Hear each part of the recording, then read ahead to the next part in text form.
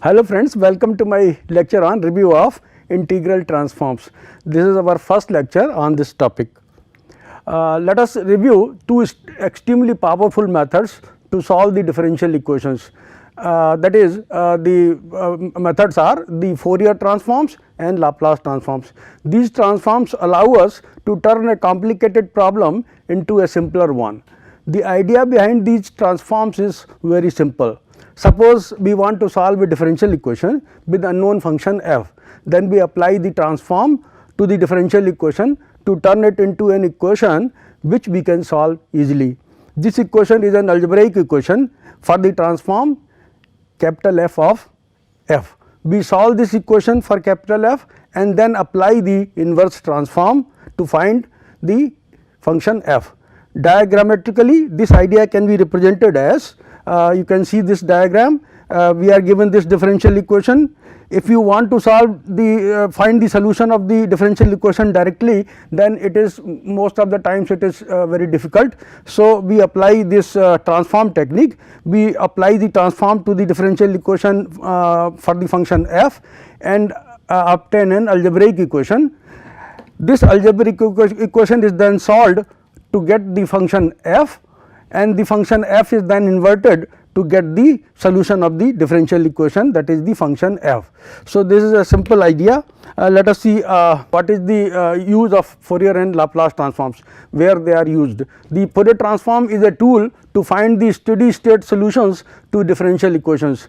These solutions may be thought of as the response of a system which has been driven for such a long time that any transient solutions have died out. But in many systems we also need the transient solutions, then the Laplace transform is used. Further, this transform takes into account the initial conditions in a natural way. Let us review the Laplace transform. Let us first define a Laplace transform. Let f t be a function defined for all t greater than or equal to 0, then the Laplace transform of f is a function of s, say f s defined as f s equal to integral 0 to infinity e to the power minus s t into f t dt, provided the integral on the right side of equation 1 exists. Now, this might restrict the values of s for which the transform exists. Existence theorem. Let us see what are the sufficient conditions on the function f so that its Laplace transform exists. Let f t be a function which is piecewise continuous on every finite interval in the range t greater than or equal to 0 and satisfies mod of f t less than or equal to m times e to the power alpha t for all t greater than or equal to 0 and for some constants alpha and m, then the Laplace transform of f t exists for all real s greater than alpha. S could be a complex number. So, this is the existence theorem for Laplace transforms.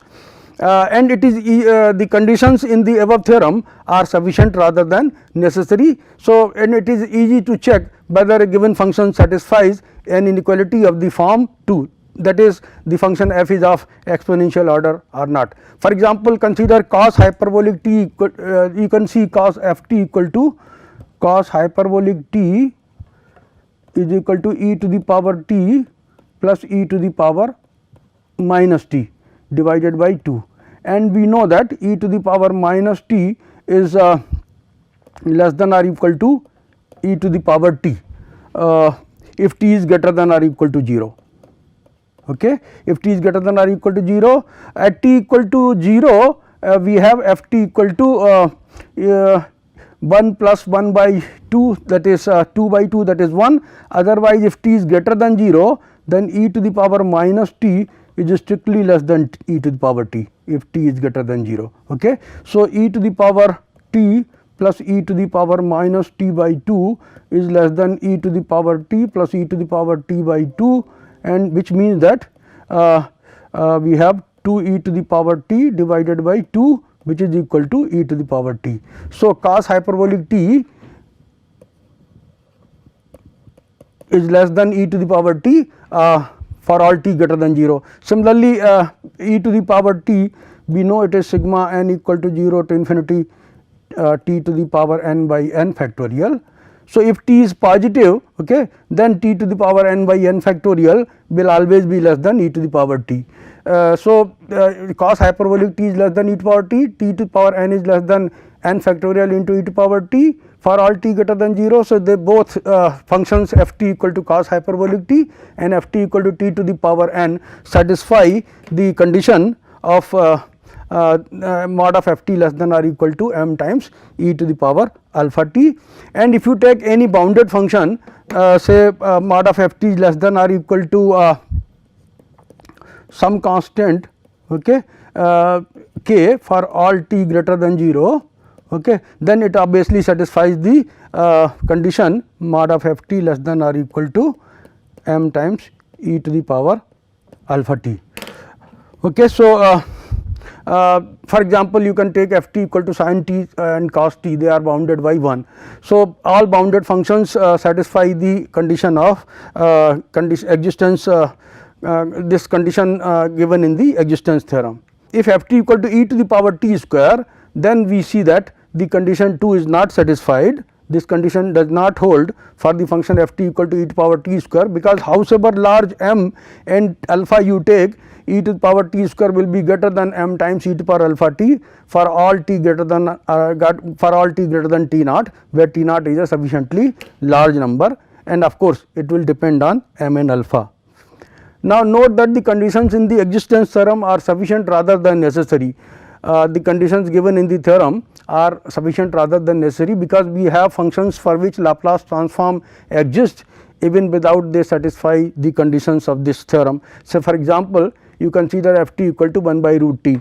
At t equal to 0, it assumes value infinity, but its Laplace transform exists. Laplace transform of t to the power minus half we can find as 0 to infinity e to the power minus s t into t to the power minus half dt. You take s t equal to u. So, s dt is equal to du, and what we get is then if s is positive, okay, then what will happen, the limits of integration will remain t to infinity, t 0 and infinity, and we will have e to the power minus u, t will be u by s raised to the power minus half, and dt will be du by s. So, what we will get is 0 to infinity 1 by root s 0 to infinity e to the power minus u to the power minus half du. Okay. And this is 1 over root s into gamma half. Gamma half is root pi. So, we have root pi over root s, where s is positive. So, Laplace transform of f t equal to 1 by root t exists, but it is not piecewise continuous in a finite interval when t is greater than or equal to 0. You take finite interval say this one, this is your, let us take finite interval to be say 0 to some number a. Okay. So, in the interval 0 to a, it is not piecewise continuous. Now, further, if the Laplace transform of a function exists, it is unique. Conversely, if the two functions have the same Laplace transform, then they cannot differ over an interval of positive length, although they may differ at various isolated points. Practically, it is not significant, hence we shall assume that the inverse of a given transform is essentially unique. The Laplace transform satisfies the linearity property. If f and g are any two functions whose Laplace transform exists, then Laplace transform of a f t plus b g t equal to a l f t plus b l g t, where a and b are constants. Laplace transform of derivative. Suppose f is a function whose Laplace transform exists, and f prime t is piecewise continuous on every finite interval in the range t greater than or equal to 0, then Laplace transform of f dash t is given by s into Laplace transform of the function f t minus f 0. If we denote Laplace transform of f t by f s, then we get s f s minus f 0, and from this result iterating we can get the Laplace transform of f double dash t and more higher order derivatives. Suppose we want to find Laplace transform of f double dash t, then we apply this formula for f dash in place of f. So, then L f double dash t will be equal to S times L f dash t minus f dash 0, replacing f by f dash. Now, S times Laplace transform of f dash t is S into L f s L f t minus f 0 minus f dash 0. So, what we will have S square L f t minus S f 0 minus f dash 0. So, we get Laplace transform of f double dash t as S square into f s minus f f 0 minus f dash 0. We can again use the iteration over this and get the Laplace transform of f triple dash t and so on. So, Laplace transform of the nth derivative of f is s to the power n f s minus s to the power n minus 1 f 0 minus s to the power n minus 2 f dash 0 and so on f n minus 1 0. Now, Laplace transform of the integral of a function. Suppose Laplace transform of f t is f s, then Laplace transform of 0 to t f u du is f s by s. So, when we take the integral of a function, then its Laplace transform gives the Laplace transform of the function f divided by s. Now, let us study two important properties of Laplace transform concerning the shifting on s axis and t axis. In the first shifting theorem, if Laplace transform of f t is f s for say s greater than alpha, then Laplace transform of e to the power a t into f t is f of f s minus a. That means, there is a shifting on the s axis where s is greater than a plus alpha. Now, so replacing s by s minus a in the transform f s corresponds to multiplying f t by e to the power a t. In the second shifting theorem, if L of f t equal to f s, then e to the power minus a s f s is equal to Laplace transform of f tilde t, where a is greater than 0. F tilde function is defined as 0 if t is less than a and f of t minus a if t is greater than a. So, this can be alternately written like this using unit step function L of f t minus a u a t equal to e to the power minus a s f s. If you use the unit step function u a t is defined as 0 if t is less than a and 1 if t is greater than a. So, u a t into f t minus a will be 0 if t is less than a and f t minus a when t is greater than a. So, f t minus a into u a t is f tilde t. Now, differentiation of Laplace transform.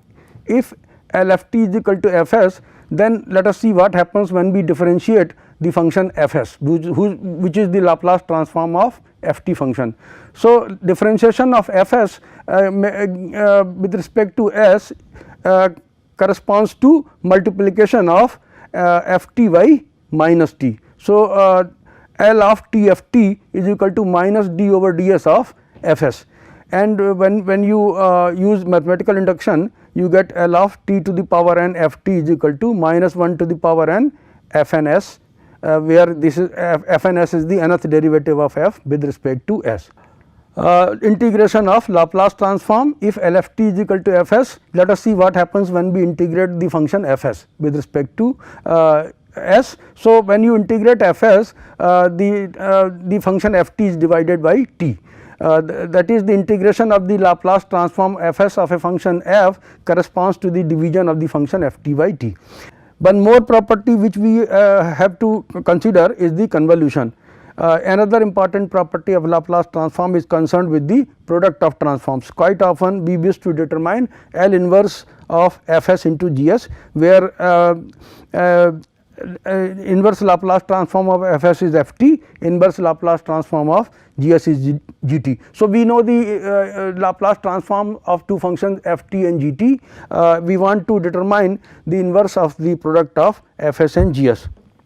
So, it turns out that if H t is the inverse of Laplace inverse of f s into g s, then H t is actually the convolution of f and g, and this convolution of f and g defined as integral over 0 to t f tau g t minus tau d tau. So, L inverse of f s into g s is the convolution of f and g, that is why we call it a convolution theorem. Now, let us look at periodic functions. These functions occur in many physical problems, and mostly they are more complicated than a single sine or cosine function. Let f t be a piecewise continuous function for all t greater than 0, and f t plus p equal to f t for all t greater than 0. Then L f t is equal to 1 over 1 minus e to the power minus p s integral 0 to p e to the power minus s t into f t dt, where s is greater than 0. Let us consider the mathematical model of forced oscillations of a body of mass m attached at the lower end of an elastic spring whose upper end is fixed. Let k be the spring modulus and k naught sin p t be the driving force or input. Then we have the initial value problem, m by double dash plus k y equal to k naught sin p t, y 0 equal to 0, y dash 0 equal to 0. Let us solve this equation by using Laplace transform. So, we can write it as y double dash plus k over m into y equal to k naught over m sin p t. Now, let us denote k y m by equal to omega naught square. So, then y double dash plus omega naught square into y equal to capital K sin p t. Let us take the Laplace transform. So, L y double dash, because Laplace is a linear operation. So, omega naught square Laplace transform of y t, and then k times Laplace transform of sin p t. Laplace transform of y double dash will be s square by s minus s by 0 minus y dash 0 plus omega naught square by s. By s is the Laplace transform of y t equal to k times Laplace transform of sin p t is p upon s square plus p square. Now, we are given y 0 equal to 0, y dash 0 equal to 0. So, using the initial conditions, s square plus omega naught square into y s equal to k times p upon s square plus p square, or we get y s equal to k times p upon s square plus p square into s square plus omega naught square. So, y s is equal to k p upon s square plus p square into s square plus omega naught square, where omega naught is equal to root k y m and capital K equal to k naught y m. We can then find the inverse Laplace transform. So, what we will do is we will break it into partial fractions, and this will be k times p 1 upon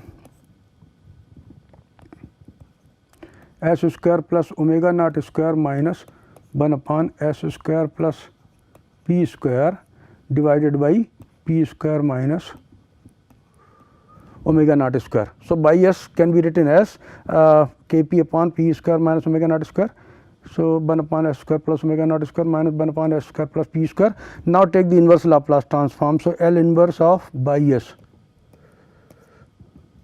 is equal to k p upon p square minus omega naught square, L inverse of 1 upon s square plus omega naught square minus L inverse of 1 upon s square plus p square, and this is k p upon p square minus omega naught square, and 1 upon s square plus omega naught square is the inverse Laplace transform of 1 upon s square plus omega naught square is sin omega t divided by omega naught t divided by omega naught, and this inverse Laplace transform of 1 over s square plus p square is sin p t divided by p.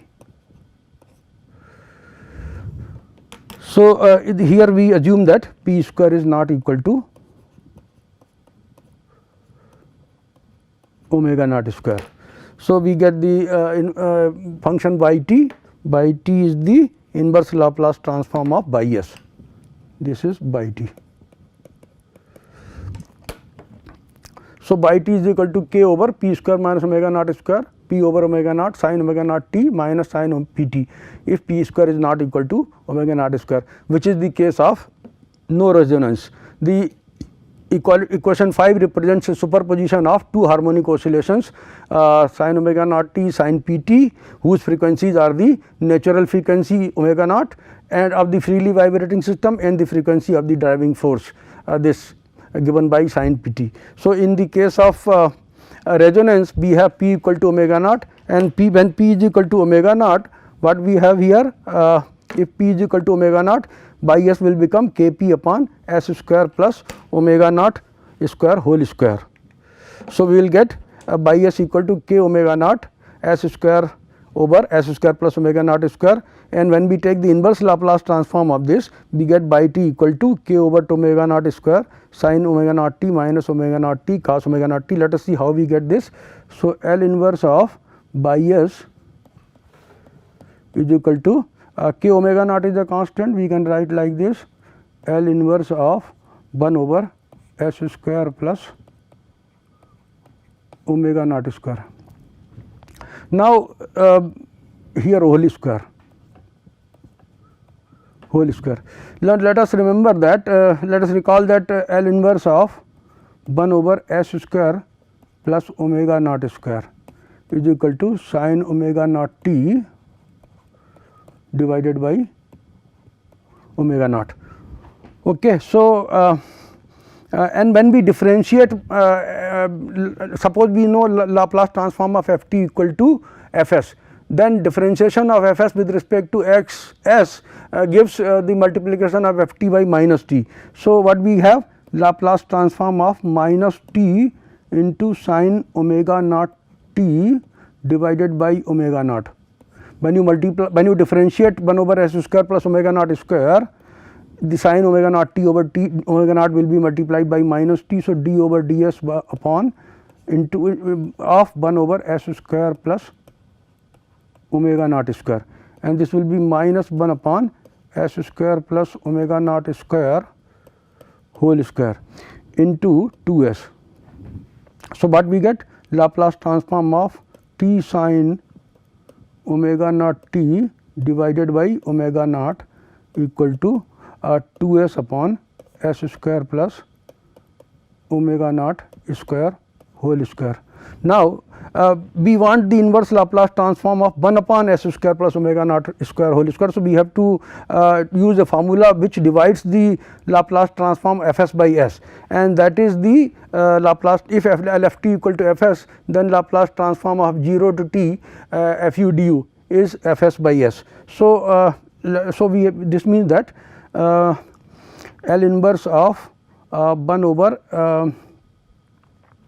s square plus omega naught square whole square. This means we are dividing this by s. Okay. So, this will be integral over 0 to t u sin omega naught u divided by 2 omega naught du. We are bringing this 2 here, so that it becomes t sin omega naught t over 2 omega naught, and then this right side becomes s over s square plus omega naught square whole square. We divide this by s, and that means that we are integrating this over 0 to t. Okay.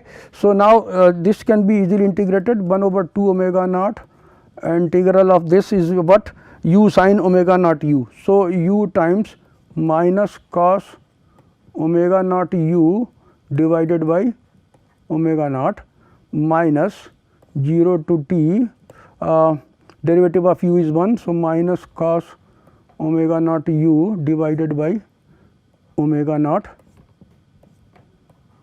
du, and here we put limits 0 to t. So, when we put t here, this is t, so we get what 1 over 2 omega naught minus t cos omega naught t divided by omega naught. When we put 0, it becomes 0, then here we get plus 0 to t. So, 0 to t cos omega naught u by omega naught. So, 1 over omega naught, and cos omega naught u, when you integrate you get sin omega naught u divided by omega naught 0 to t. So, what we get 1 over 2 omega naught minus t cos omega naught t divided by omega naught, and this becomes 1 over omega naught sin omega naught square sin omega naught t divide 0, it becomes at t equal to 0, at u equal to 0 it becomes 0. So, we get 1 over 2 omega naught here. So, what do we get? 1 omega naught you can take from here outside. So, 1 over 2 omega naught square. This you can take omega naught square outside. So, what you get there? You get 1 over 2 omega naught cube, 2 omega naught cube, and what you get there? Minus omega naught t cos omega naught t plus sin omega naught t. That is the inverse Laplace transform of 1 over s square plus omega naught square, and this we multiply by k omega naught. So, we get k upon 2 omega naught square sin omega naught t minus omega naught t cos omega naught t. When the input and the natural frequencies are same, we have resonance, which is of basic importance in the study of vibrating systems. The inverse Laplace transform. The Laplace transform can be applied to a wide range of initial value problems. The main difficulty lies in taking the inverse Laplace transform. Usually, we refer to the table of Laplace transforms, but if this does not work, then we use the inversion formula for Laplace transform. So, if LFT is equal to Fs, then Ft can be obtained from this formula. Ft is equal to 1 over 2 pi I integral over a minus I infinity to a plus I infinity Fs e to the power st ds.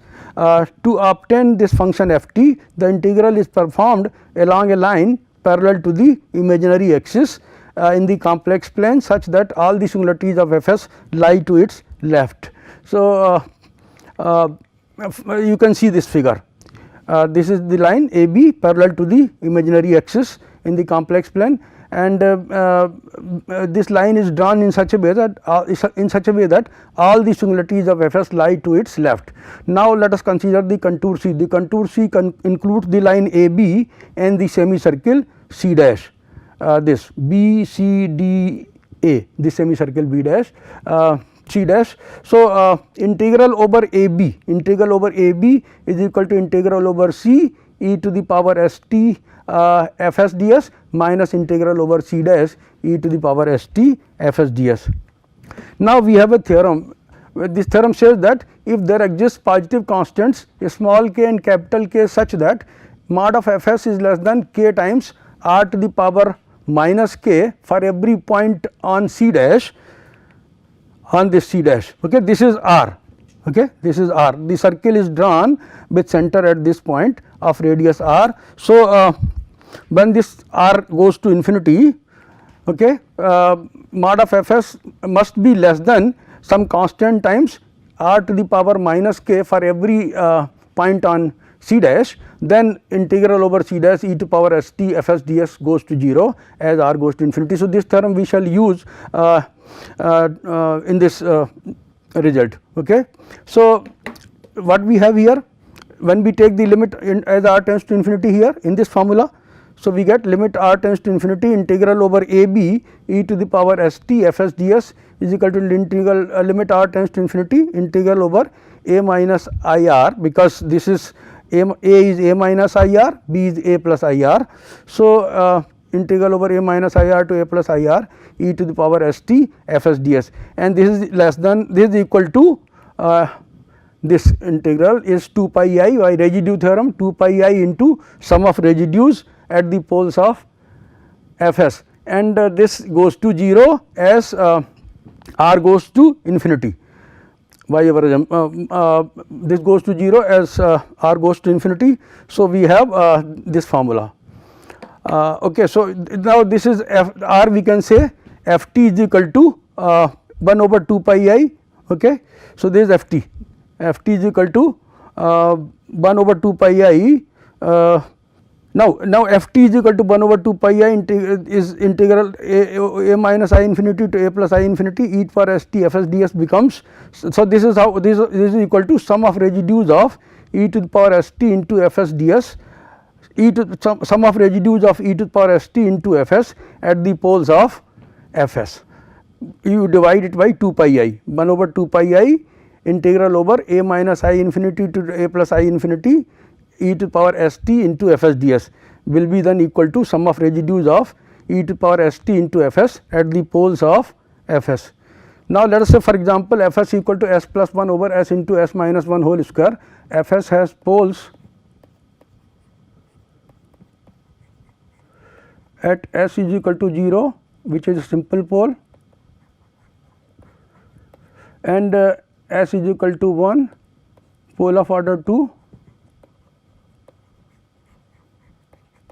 So, let us find the residue of f s at s is equal to residue of e to the power s t into f s ds we have to find.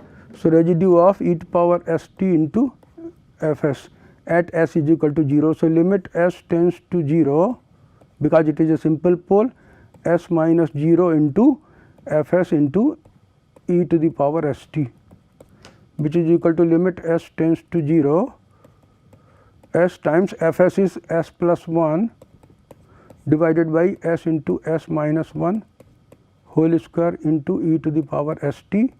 So, when s goes to 0, e to the power 0 is 1, and we get here 1, here we get minus 1 whole square. So, we get 1. Now, residue at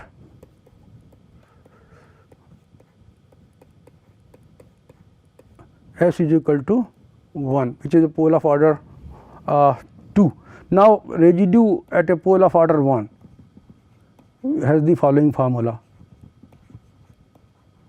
1 over m minus 1 factorial. Residue at a pole of order m, at a pole z equal to z naught of order m. We have limit z tends to z naught dm minus 1 over dzm minus 1 z minus z naught to the power m into fz. If fz has a pole of order m at z equal to z naught, then we apply this formula. Residue at a pole z equal to z naught of fz of order m. Okay. So, by this formula, here we have pole of order 2. So, we get 2 minus 1 factorial, limit z tends to 1, this is s here, limit s tends to 1, d over ds, okay, z minus s minus 1 whole square into e to the power s t into f s. So, s plus 1 over s into s minus 1 whole square. This cancels with this, and 1 over 1 factorial is 1. So, limit s tends to 1 d over ds of e to the power s t into 1 plus 1 by s. So, this is limit s tends to 1, derivative of e to the power s t is e to the power s t into t, 1 plus 1 by s, and then e to the power s t into minus 1 by s square. When s goes to 1, what we get here? So, e to the power t, and then we get t here, 1 plus 1 is 2, and here we get e to the power t, and then minus 1.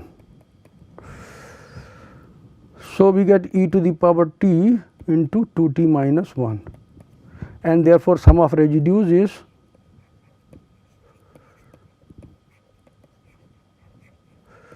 e to the power 1 plus e to the power t times 2t minus 1. So, inverse Laplace transform of Fs, okay, L inverse of Fs, this is equal to Ft, and Ft is equal to 1 plus e to the power t into 2t minus 1.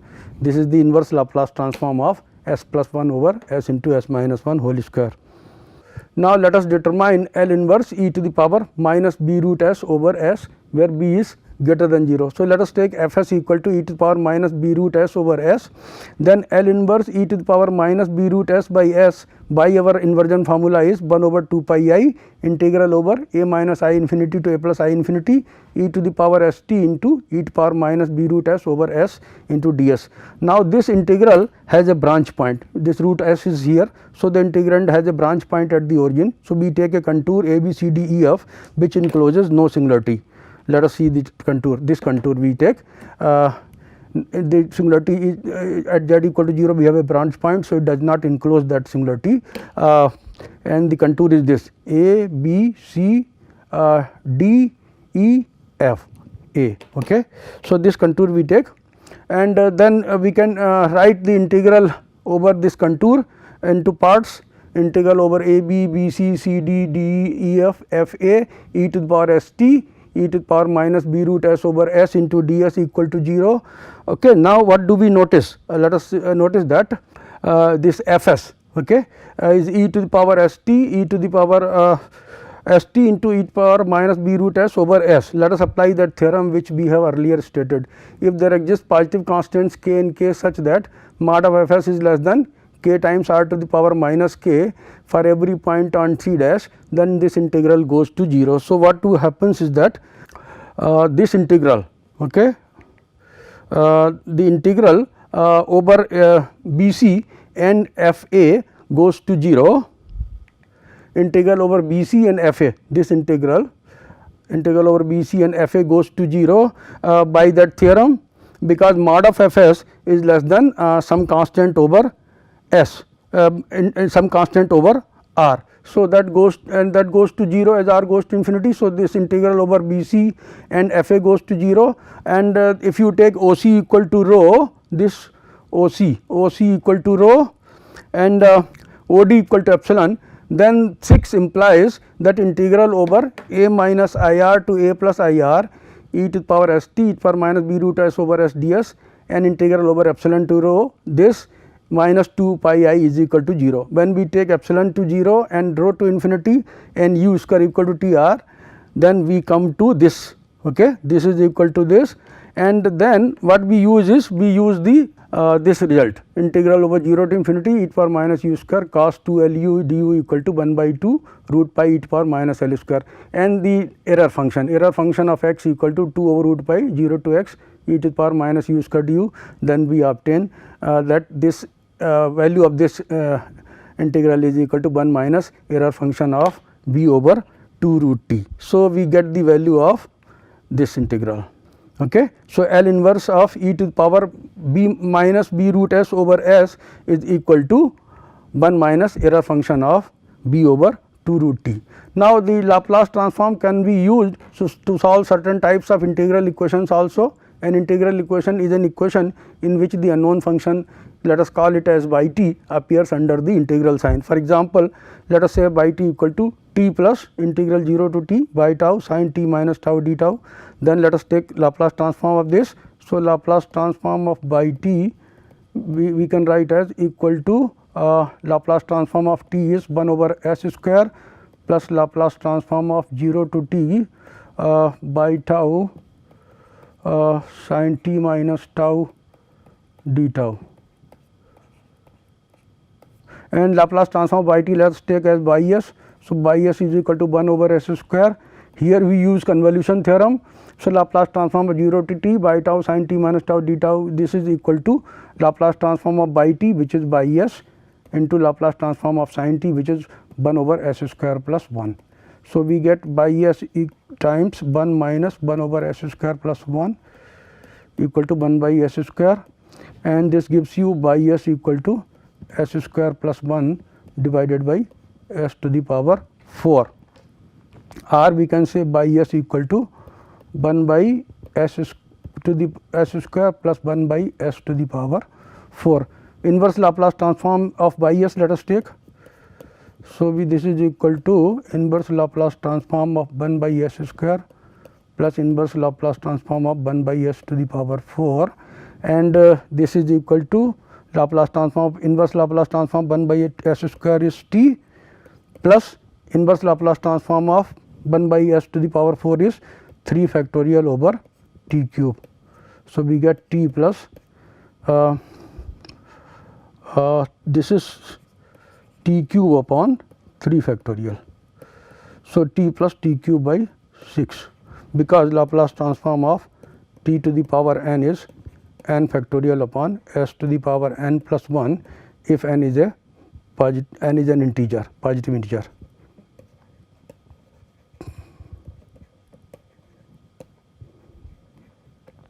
So, inverse Laplace transform of 1 over s to the power 4 will be t cube by 3 factorial. So, we get this by inverse Laplace transform, we get y t function which is t plus t cube by 6. With this I would like to end my lecture. Thank you very much for your attention.